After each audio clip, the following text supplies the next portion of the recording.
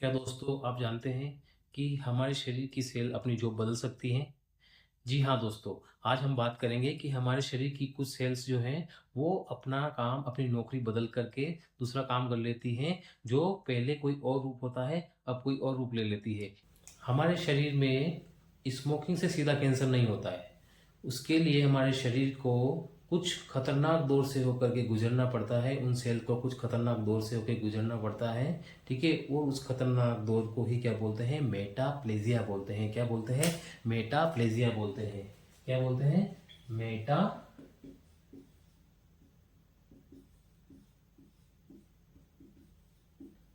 क्या मैं कहूँ कि हमारे रेस्पिरेटरी सेल्स भी हैं, वो भी अपना जॉब बदल सकती हैं।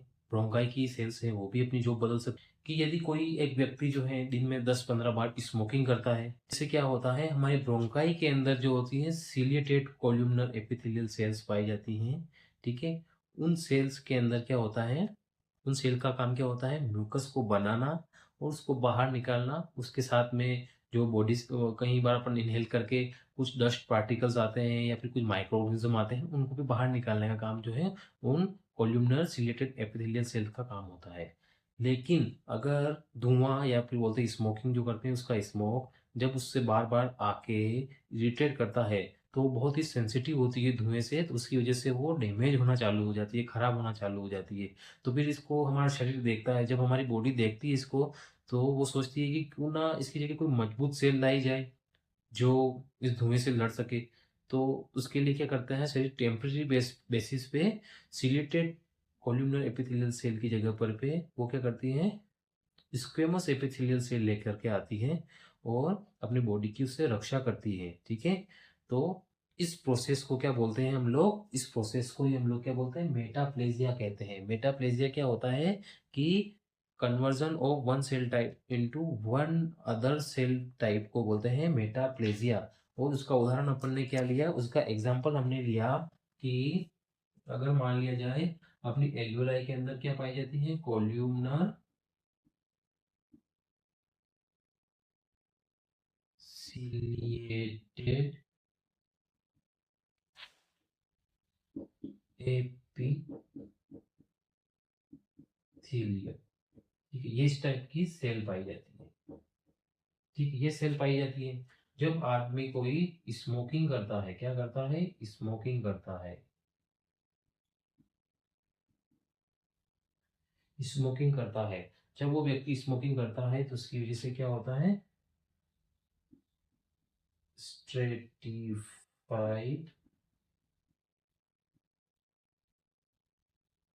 Squamous epithelium.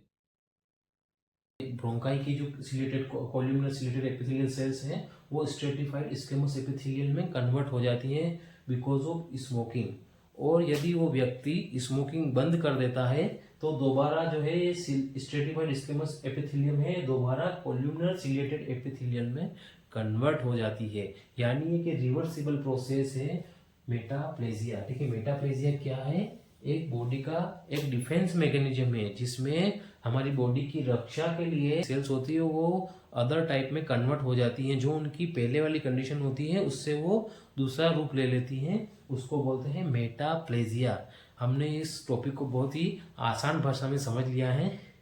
ठीक है, मेटाप्लेजिया का मतलब क्या है कि जो हमारी बॉडी की वन सेल टाइप है वो अदर सेल टाइप में कन्वर्ट हो रही है, इसको बोलते हैं मेटाप्लेजिया। और इसका एग्जांपल लिया हमने कॉल्यूमनर सिलेटेड एपिथेलियल सेल जो है स्मोकिंग की वजह से क्या बनाती है? Stratified squamous epithelial. हमने पिछले टॉपिक में पढ़ा कि मेटाप्लेजिया में जो है सेल अपने सेल टाइप को चेंज कर देती है बिकॉज ऑफ स्मोकिंग। अब अगर सोचो कि स्मोकिंग बंद ना हो तो क्या होगा? तो होगा डिस्प्लेजिया। क्या होगा? डिस्प्लेजिया। मेटाप्लेजिया में हो रहा था कि जो कॉल्यूमनर सिलेटेड एपिथेलियल सेल जो है वो स्ट्रेटिफाइड स्क्वेमस एपिथेलियल चेन में कन्वर्ट हो रही थी, यानी थोड़ी मजबूत सेल में कन्वर्ट हो रही थी। लेकिन अगर स्मोकिंग कंटिन्यू रही तो स्ट्रेटिफाइड स्क्वेमस एपिथेलियल सेल भी मैदान छोड़कर भागना शुरू कर देगी और उन सेल के अंदर उनके शेप के अंदर, उनके स्ट्रक्चर के अंदर, उनकी साइज के अंदर चेंजेस होना चालू हो जाएंगे। ठीक है, उनके किस किस में चेंज होना चालू हो जाएंगे, साइज, शेप और स्ट्रक्चर। स्ट्रक्चर में जो है परिवर्तन होना चालू हो जाएगा, उसको बोलेंगे डिस्प्लेसिया। डिस का मतलब होता है, डिस का मतलब होता है डिसऑर्डर्ड, और प्लेजिया का मतलब सेल ग्रोथ, यानी डिसऑर्डर तरीके से, यानी एबनॉर्मल तरीके से सेल की ग्रोथ होना चालू हो जाएगी, इसको बोलेंगे डिस्प्लेजिया, है ना। अब ये जो कंडीशन होती है ये होती है प्री कैंसेरियस कंडीशन। क्या होती है? प्री कैंसेरियस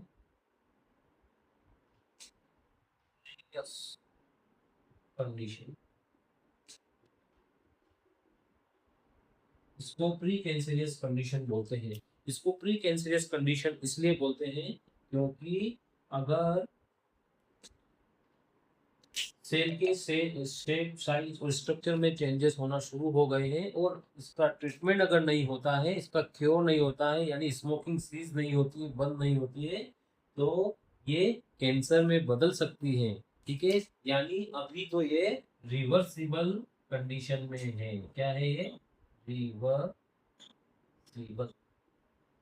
स्टेज में है, यानी डिस्प्लेजिया को अगर ट्रीट कर दिया जाए तो ये कैंसर में कन्वर्ट नहीं होगा। ठीक है, हमने बहुत आसान भाषा में समझ लिया कि यदि जो सेल की जो स्क्वेमस स्ट्रेटिफाइड सेल्स जो है, अगर उनमें स्मोकिंग होती रहती है उसकी वजह से हमारी बॉडी में कार्सिनोजेनिक चेंजेस होना शुरू हो जाते हैं, यानी कैंसर, प्री कैंसरियस लक्षण आना शुरू हो जाते हैं। इसको बोलते हैं डिस्प्लेजिया, लेकिन इसको कैंसर नहीं बोलते हैं क्योंकि अभी ये कैंसर से पहले वाली स्टेज है। ठीक है दोस्तों, अभी हमने पढ़ा कि मेटाप्लेजिया में जो है सेल अपने सेल टाइप को चेंज कर देती है। ठीक है, सेल के प्रकार बदल जाता है। और फिर हमने बोला डिस्प्लेजिया में जो है सेल जो है खुद बदल जाती है, उसके शेप, साइज, वो सब चीज़ें बदल जाती हैं। अब अगर सोचो क्या होगा, सेलुलर डैमेज हो ज़्यादा हो तो क्या होगा, तो वो होगा एनाप्लेजिया।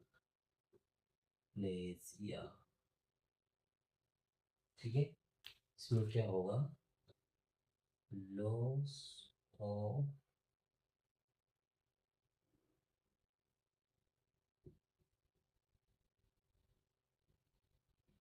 डिफरेंशिएशन, यानी सेल जो है अपनी पहचान खो देगी जब उसको माइक्रोस्कोपिक में देखेंगे, माइक्रोस्कोपिक टेस्ट में देखेंगे सेल्स को, तो उन सेल के जो नॉर्मल सेल्स होती है उनमें न्यूक्लियस की साइज जो है वो नॉर्मल होती है, इसमें सेल न्यूक्लियस की साइज बढ़ जाती है, सेल की साइज हाँ कुछ और हो जाती है, कलर चेंज हो जाता है, सेल जो है वो बॉडी में ऐसी कोई सी भी सेल नहीं होती है उस टाइप की हो जाती है। जैसे मान लिया जाए कि हम कॉल्यूमनर सेल को चेक करते हैं तो कॉल्यूमनर सेल सेल की सारी सेल जो है वो एक जैसी दिखती है सब, लेकिन ये जो सेल होती है एनाप्लास्टिक सेल जो होती हैं ये कुछ अलग ही दिखती हैं। उनका शेप, साइज और सब कुछ अंदर से स्ट्रक्चर भी पूरा चेंज हो जाता है।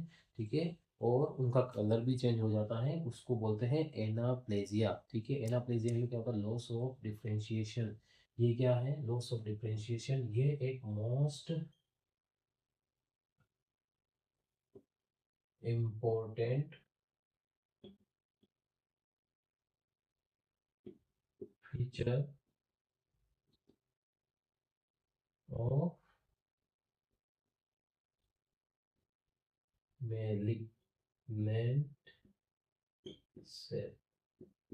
ये सबसे मोस्ट इम्पोर्टेंट फीचर है मेलिग्नेंट सेल का। ये एग्जाम में कई बार पूछा गया है कि an most import malignant cell का मोस्ट इम्पोर्टेंट फीचर क्या है, तो एनाप्लेजिया है। एनाप्लेजिया का मतलब होता है कि लॉस ऑफ डिफरेंशिएशन, सेल जो है अपना पहचान खो देती है, यानी उस सेल के सारे न्यूक्लियस जो नॉर्मल न्यूक्लियस होते हैं उससे कहीं बड़ा न्यूक्लियस हो सकता है, फिर कहीं छोटा न्यूक्लियस हो सकता है, या फिर सेल में कोई कलर चेंज हो जाता है, सेल का शेप चेंज हो जाता है, और सेल के अंदर के इंटरनल स्ट्रक्चर चेंज हो जाते हैं जो उसकी नॉर्मल सेल्स होती है, उसी टाइप की नॉर्मल सेल होती हैं, उससे ना हो करके बिल्कुल ही अलग हो जाते हैं, जो माइक्रोस्कोप पे पहचान में भी नहीं आते हैं कि ये सेल किस टाइप की सेल है। उसको बोलते हैं एनाप्लास्टिक सेल या एनाप्लेजिया बोलते हैं। ये बहुत मोस्ट इंपॉर्टेंट टॉपिक है, या फिर बोल सकते हैं मोस्ट इंपॉर्टेंट टर्मिनोलॉजी है, जो एग्जाम में कई बार पूछी गई है कि most important feature of malignant cell, तो वो है एनाप्लेजिया। ये हमेशा सही होना चाहिए, ये हमेशा सही होना चाहिए। ठीक है, थैंक दोस्तों। हमने बहुत आसानी से और बहुत इजी लैंग्वेज से हम लोगों ने समझ लिया है कि मेटाप्लेजिया क्या होता है। मेटाप्लेजिया क्या होता है, एनाप्लेजिया डिस्प्लेजिया क्या होता है,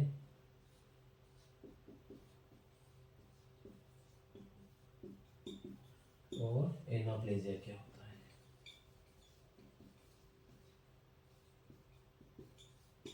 मेटाप्लेजिया में हमने पढ़ा कि अगर जो कोई जैसे एक्सटर्नल स्टिमुलाई है, जैसे कोई व्यक्ति स्मोकिंग कर रहा है और अगर उस स्मोकिंग की वजह से अगर हमारी सेल्स डैमेज हो रही है, तो हमारी बॉडी क्या करती है, चेंज कर देती है सेल टाइप को। क्या कर देती है, चेंज सेल टाइप, यानी अपने सेल के प्रकार को बदल देती है।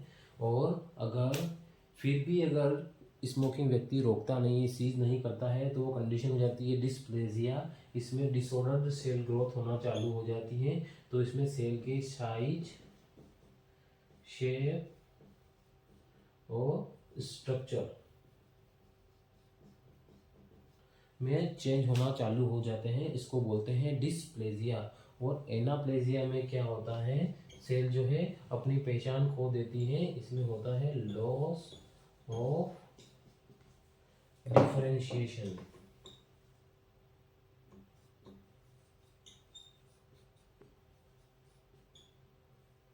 इसमें सेल अपनी पहचान खो देती है। तो एनाप्लेजिया जो है वो मेलिग्नेंट सेल का एक मोस्ट इम्पोर्टेंट फीचर है, एनाप्लेजिया। ठीक है, मेटाप्लेजिया जो है एक रिवर्सिबल प्रोसेस है, ये बॉडी का एक एडेप्टेशन प्रोसेस है, जिसमें जो बॉडी क्या करती है, अपने सेल टाइप को दूसरे सेल टाइप में कन्वर्ट करके अपनी बॉडी को रक्षा करती है या फिर बचाती है। और डिस्प्लेजिया में क्या होता है, ये भी एक रिवर्सिबल प्रोसेस होती है, लेकिन ये प्री कैंसरियस कंडीशन होती है। अगर इसको ट्रीट नहीं किया जाए तो ये कैंसर में बदल सकती है, इसलिए इसको बोलते हैं प्री कैंसरियस कंडीशन। और एनाप्लेजिया जो होता है वो ऑलरेडी जो है कैंसर ही है। ठीक है, ये कैंसर ही है। इसको मोस्ट इम्पोर्टेंट फीचर ऑफ जो है मेलिग्नेंट सेल बोला जाता है, यानी मेलिग्नेंट कैंसर जो होता है उसका मोस्ट इंपॉर्टेंट फीचर होता है एनाप्लेजिया। क्योंकि मेलिग्नेंट कैंसर भी और उसकी सेल्स भी पहचानना बहुत मुश्किल होता है, माइक्रोस्कोप में देखते हैं तो, इसलिए उसका मोस्ट इंपॉर्टेंट फीचर क्या है, एनाप्लेजिया। ये कई बार अपन जब भी पढ़ेंगे तब एनाप्लास्टिक सेल कई बार आएगा, इसलिए हमने इस टर्मिनोलॉजी को सबसे पहला पढ़ा और समझा। तो आज हमारे 3 टॉपिक कंप्लीट हो गए, मेटाप्लेजिया, डिस्प्लेजिया और एनाप्लेजिया। अगली क्लास में हम अगली टर्मिनोलॉजी लेकर के आएंगे। थैंक्स।